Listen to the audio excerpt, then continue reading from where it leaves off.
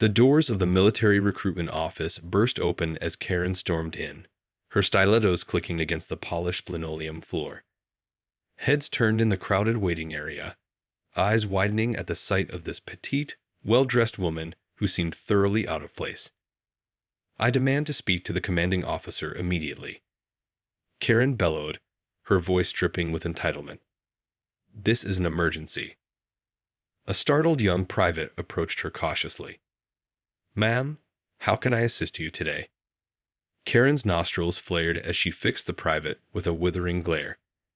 "I'm here to apply for the position of general manager. I expect to be processed and sworn in without delay." The private blinked, thoroughly bewildered. "I'm afraid there's been a misunderstanding, ma'am. This is a military recruitment office. We don't have any openings for general managers." Karen's perfectly manicured brow furrowed in annoyance. "What do you mean, no openings? Do you have any idea who I am? I demand to speak to your superior officer at once." "Ma'am, I'm afraid I can't do that. If you're interested in joining the military, I'd be happy to explain the enlistment process to you. But we don't have any civilian management positions available." Outrage flashed across Karen's face, and she slammed her palm against the counter. "This is an outrage. I will not be treated this way.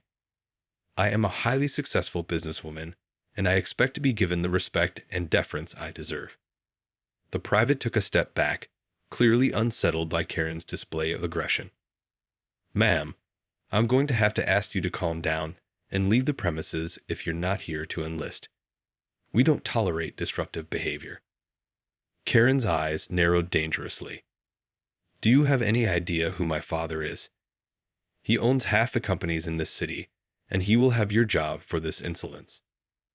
The private stood his ground, his expression hardening. "Ma'am, I'm going to have to ask you to leave. If you refuse, I'll be forced to call the police." Karen's face flushed with rage, and for a moment, it seemed as if she might leap over the counter and throttle the young private.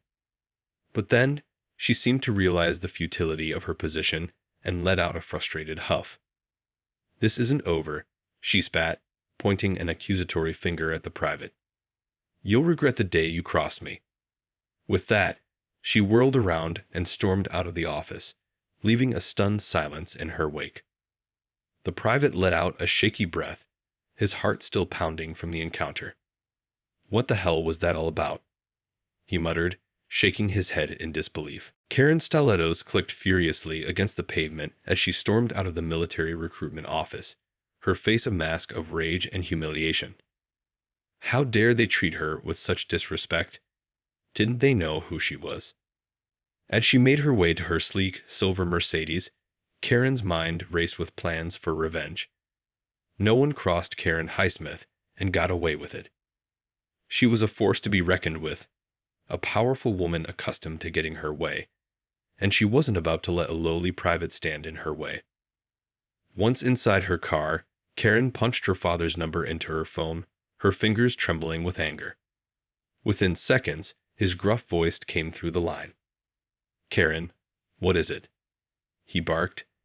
"I'm in the middle of an important meeting." "Daddy, you'll never believe what just happened to me," Karen began, her voice dripping with manufactured anguish. "I went to the Army recruitment office, just like you suggested, to apply for that general manager position, and they refused to even see me." There was a brief pause on the other end of the line, and Karen could practically feel her father's frustration. "What do you mean, they refused to see you? That's outrageous. Do you have any idea who we are?" "That's exactly what I said," Karen exclaimed, her eyes narrowing. "I told them I was your daughter, and they didn't care. They just told me to leave. Can you believe the nerve of those people?" Another pause, and then a low rumble of discontent. "I'll make a few calls. This kind of disrespect is unacceptable. No one treats my daughter that way and gets away with it." Karen felt a surge of triumph. She knew her father would come through for her. He always did. "Thank you, Daddy. I knew I could count on you. Those people are going to regret the day they crossed a Highsmith." Just leave it to me, sweetheart, her father replied, his voice hardening. I'll make sure they learn their lesson. With that, the call ended, and Karen allowed herself a small, satisfied smile. She may have been humiliated in that recruitment office, but she knew her father would make sure it never happened again. No one crossed a Highsmith and got away with it. As she started the car and pulled out of the parking lot, Karen's mind was already whirring with the possibilities. Her father's connections and influence would ensure that those who had dared to defy her would pay dearly. And she couldn't wait to see the look on that private's face when he realized the full extent of his mistake. The next morning, Private Lucas Wilkins reported for duty, his mind still reeling from the bizarre encounter with the entitled woman the day before. He couldn't shake the feeling that he was about to face some serious consequences for his refusal to bend to her demands. As he approached the recruitment office, he noticed a group of well-dressed individuals gathered just outside the entrance. His stomach twisted with dread as he recognized the woman from yesterday, standing in the center of the group, her arms crossed and a smug expression on her face. There he is, she announced, pointing a perfectly manicured finger in Lucas's direction. That's the one who refused to give me what I wanted. Lucas's heart sank as the group turned to face him, their expressions ranging from annoyance to outright hostility. He swallowed hard, trying to maintain his composure as he approached them. Ma'am, is there a problem? He asked, his voice carefully neutral. A problem? The woman scoffed. Oh, there's most certainly a problem, young man. You see, I happen to be the daughter of one of the most influential men in this city, and I don't take kindly to being treated like a common criminal. Lucas felt a bead of sweat trickle down his back. He had a sinking feeling that his career was about to take a nosedive. Ma'am, I was simply following protocol. I can't just give anyone a management position, especially not in the military. Oh, but you can, the woman purred, a dangerous glint in her eye. You see, my father has made a few arrangements. Effective immediately, you have been reassigned to janitorial duties. And if you so much as breathe a word of this to anyone, you can kiss your military career goodbye.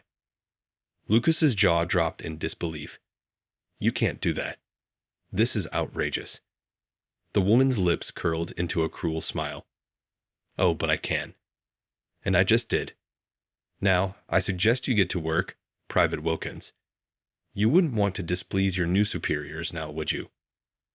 With that, the group turned and strode away, leaving Lucas standing there, his mind racing with a mixture of anger, fear, and sheer bewilderment.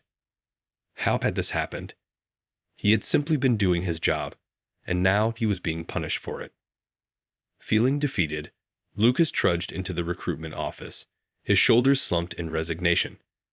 As he changed into his janitor's uniform, he couldn't help but wonder what other horrors this day had in store for him. News of Private Wilkins' sudden demotion spread through the recruitment office like wildfire, and it wasn't long before the rest of the staff caught wind of the bizarre circumstances surrounding it. Sergeant Michaels, the senior non-commissioned officer in charge, was the first to confront Karen and her entourage as they waltzed into the office, radiating an air of smug superiority. What the hell is going on here? The sergeant demanded, his brow furrowed in a deep scowl. I just got word that one of my best privates has been reassigned to janitorial duties. Care to explain? Karen's lips curled into a self-satisfied smile. Why, Sergeant, I'm sure you're aware that my father is a major donor to this recruitment center, and he's made it quite clear that he expects his daughter to be treated with the utmost respect and deference. The sergeant's eyes narrowed dangerously. That may be, ma'am, but that doesn't give you the right to abuse your influence and undermine the chain of command. Private Wilkins is an exemplary soldier, and he doesn't deserve to be punished for simply doing his job. Karen let out a dismissive huff. Oh, please, Sergeant. Don't pretend to be some paragon of military virtue. We both know that the real power in this world comes from having the right connections, not from following a bunch of outdated rules. The sergeant's jaw tightened, and he took a step closer to Karen, his fists clenched at his sides.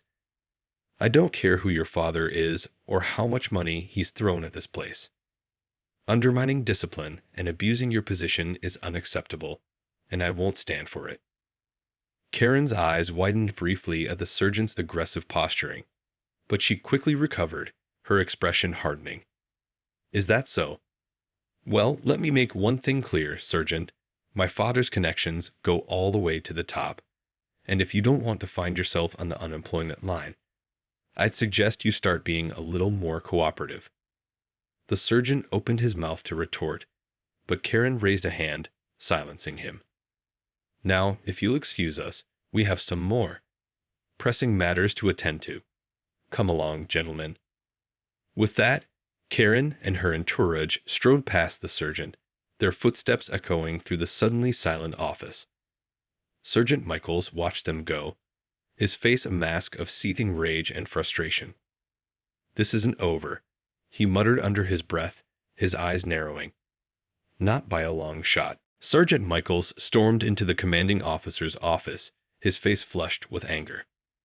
"Sir, we have a situation that needs to be addressed immediately," he said, barely containing his rage. Colonel Thompson looked up from his desk, his brow furrowed. "What is it, Sergeant?" "It's that woman, sir, the one who came in yesterday demanding a management position. She's had one of my best privates reassigned to janitorial duties, and she's using her father's influence to strong-arm us into compliance." The colonel's eyes widened, and he leaned back in his chair, stroking his chin contemplatively. "I see.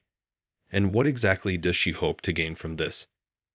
"I'm not sure, sir," Sergeant Michaels admitted, "but it's clear she's abusing her power and undermining the chain of command.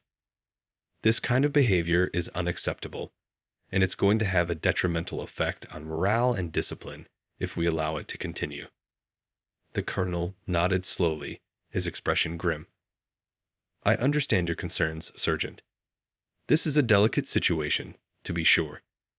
We can't afford to antagonize a major donor, but we also can't allow our operations to be disrupted by some entitled brat with an inflated sense of importance." Sergeant Michaels clenched his fists, his knuckles turning white. "With all due respect, sir, I don't care how much money her father has donated. This is a matter of integrity, and we can't just roll over and let her walk all over us." The colonel raised a hand, silencing the sergeant. "I agree, Sergeant, but we need to tread carefully here. I'll make some calls, see if I can find a diplomatic solution to this mess." Sergeant Michaels nodded, his expression still tense. "Very well, sir. But if that woman sets foot in this office again, I can't guarantee I'll be able to maintain my composure." "Understood, Sergeant," the colonel replied, his voice grave. "Dismissed." As Sergeant Michaels turned to leave, the colonel called out to him, "And Sergeant, keep a close eye on that private. I have a feeling this isn't the last we've seen of Ms. Highsmith." Sergeant Michaels nodded, his jaw set with determination.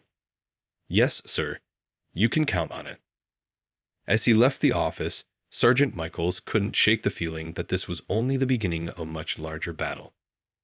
Karen Highsmith had thrown down the gauntlet, and he was determined to ensure that she wouldn't get away with her blatant abuse of power. Private Lucas Wilkins trudged through the hallways of the recruitment office, his heart heavy with a mix of anger, frustration, and a growing sense of helplessness. He couldn't believe that he had been demoted to janitorial duties all because of the whims of an entitled, spoiled woman. As he mopped the floors, his mind raced with thoughts of how he could rectify the situation.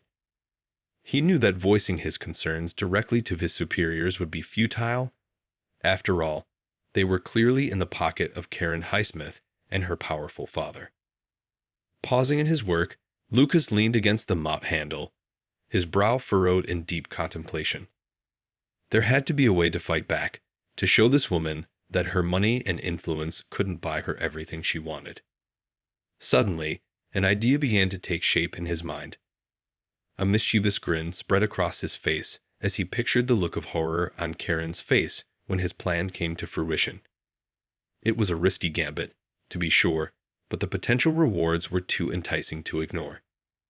Quickly, Lucas finished his mopping duties and made his way to the supply closet, searching for the necessary tools and materials. As he gathered what he needed, he couldn't help but chuckle to himself, imagining the chaos that was about to unfold. Once he had everything he required, Lucas set to work, his movements precise and calculated. He knew he had to be careful, as a single misstep could jeopardize the entire operation. But the thought of finally getting a measure of revenge on Karen Highsmith fueled his determination. As he completed his task, Lucas stepped back, surveying his handiwork with a sense of pride. Now, all he had to do was wait for the perfect moment to strike. Time seemed to crawl by as Lucas continued with his janitorial duties, his heart pounding with anticipation. Finally, the moment arrived. The sound of Karen's familiar clicking heels echoed through the hallway, signaling her arrival. Taking a deep breath, Lucas positioned himself strategically, ready to unleash his plan. This was his chance to show Karen Highsmith that she couldn't simply trample all over him without facing the consequences. Karen Highsmith sauntered through the military recruitment office, her entourage of well-dressed associates trailing behind her. She couldn't help but feel a sense of satisfaction at the sight of Private Wilkins, now relegated to the role of a lowly janitor, mopping the floors with a scowl on his face. Well, if it isn't our friend the private," Karen purred, her voice dripping with condescension. "How's the cleaning business treating you, Private Wilkins gritted his teeth, his grip tightening on the mop handle. He wanted nothing more than to wipe the smug expression off of Karen's face, but he knew he had to bide his time. "Ma'am," he said tersely, "I'm simply doing my job, as ordered." Karen let out a derisive laugh. "Oh, come now, Private. We both know this isn't your job. But don't worry, I'm sure you're doing a splendid job. After all, you seem to have a knack for following orders, no matter how demeaning they might be." The members of Karen's entourage chuckled in agreement, their eyes gleaming with amusement. Suddenly, as Karen took a step forward, her expensive designer heel sank into a small puddle on the floor, causing her to lose her balance and stumble. "What the?" she exclaimed, her eyes widening in alarm as she struggled to regain her footing. Before she could react, the sole of her shoe became detached, sending her tumbling to the ground in a graceless heap. The members of her entourage erupted in shocked gasps, rushing to Karen's aid. But as they helped her to her feet, they couldn't help but notice the small, clear liquid-filled capsule that had been strategically placed in the puddle, now shattered and oozing its contents. Karen's face twisted in a mask of pure rage as she realized what had happened. "Who did this?" she screamed, her eyes darting around the room. "I'd want the culprit found and brought to me immediately." Private Wilkins, who had been watching the entire scene unfold with a barely concealed smirk, quickly resumed his mopping, doing his best to appear unaffected by the commotion. "Ma'am, it appears there has been a slight accident," one of the entourage members said cautiously, eyeing the shattered capsule warily. "Accident, my ass," Karen spat, her eyes narrowing as she glared at Private Wilkins. "I know that little stunt was his doing. He's going to pay for this, I swear it." As Karen's voice echoed through the office, Sergeant Michaels emerged from his office, a grim expression on his face. "What's going on here?" he demanded, his eyes sweeping over the scene. Karen's face twisted in a triumphant smile. "Sergeant, this private has sabotaged me, and I demand that he be punished immediately." Sergeant Michaels' gaze shifted to Private Wilkins, who met his eyes with a steady, unwavering stare. The sergeant's lips quirked upward in a barely perceptible smile, and he knew in that moment that the private's actions, though risky, had been a necessary act of defiance against an abusive system.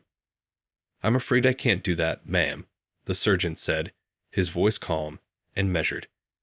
"It seems to me that this was simply an unfortunate accident. Now, if you'll excuse me, I have important matters to attend to." Karen's mouth opened and closed several times, her face contorted in a mixture of shock and fury. As the sergeant turned and walked away, She let out a frustrated scream, realizing that her plan to have Private Wilkins punished had backfired spectacularly. As the dust settled from the incident in the recruitment office, Karen Highsmith, seethed with rage, her meticulously crafted plans for revenge in shambles. Not only had her attempt to have Private Wilkins punished failed, but she had also been made a fool of in front of her entourage and the entire office staff. Stomping out of the building, Karen's mind raced, desperately trying to come up with a new strategy to regain the upper hand. But try as she might, she couldn't shake the humiliation of her fall, the memory of her expensive designer shoe falling apart as she struggled to maintain her composure. Reaching her car, Karen slammed the door shut, her hands trembling with barely contained fury. "This isn't over," she growled, her eyes narrowing as she glared at the recruitment office in the rearview mirror. "That private is going to pay for this, and so is everyone else who dared to defy me." Pulling out her phone, Karen dialed her father's number, her teeth clenched in determination. "Daddy, we have a problem," she said, her voice laced with urgency. "That private, the one who refused to give me the general manager position, he's crossed the line.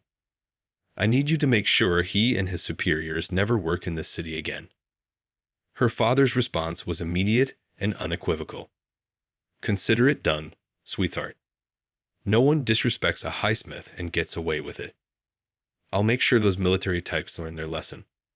Satisfied, Karen ended the call, a cold, calculating smile spreading across her face. She knew that her father's influence and connections would ensure that Private Wilkins and the rest of the recruitment office staff would pay dearly for their defiance. As she drove away, Karen couldn't help but feel a sense of triumphant vindication.